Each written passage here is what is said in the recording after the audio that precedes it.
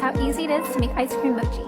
Scoop 4 ice cream balls, now freeze for 2 hours. Add the milk and sugar, and you're going to heat on low until this is dissolved. Turn off the heat, add the vanilla extract, oil for moisture, and food coloring, which is optional. Now gradually add in the mochiko and stir. When it's smooth, turn the heat back on to medium. You should be able to pick it up upside down like this. Dust the board in your hand, plenty of starch, and add more starch on top. Cover with plastic wrap, and then let this cool in the fridge for 20 minutes. Only take out one at a time, bring all the edges together, and put this back in the freezer. And there you go, strawberry ice cream mochi.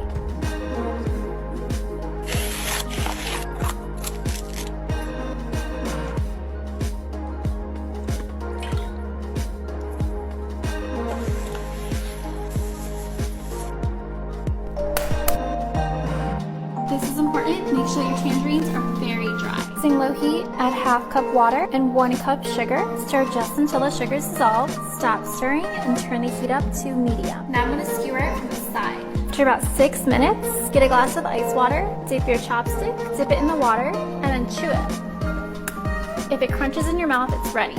Really quickly, dip your tangerine and swirl it.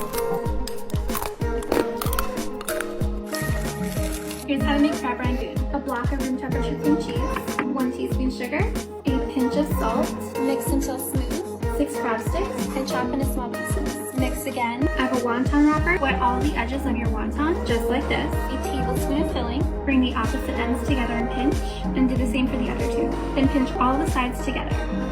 Just cook in about a minute. Sweet chili sauce. Listen to the crunch.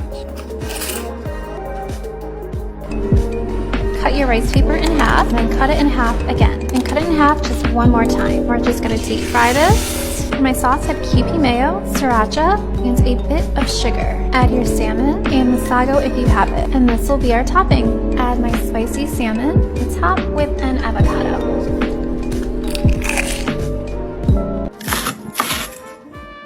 Here's how to make Japanese curry. Chop an onion, add your carrots and potatoes.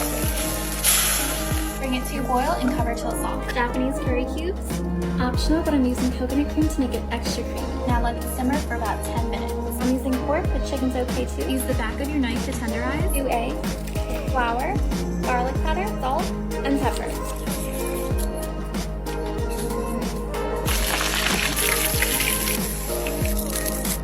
Let's make these potato cheese pancakes. 1 potato, peel the skin, chop into even pieces, salt your water. Boil until soft. Add your sugar and cornstarch. Give this a mix. Roll this into a ball, flatten it.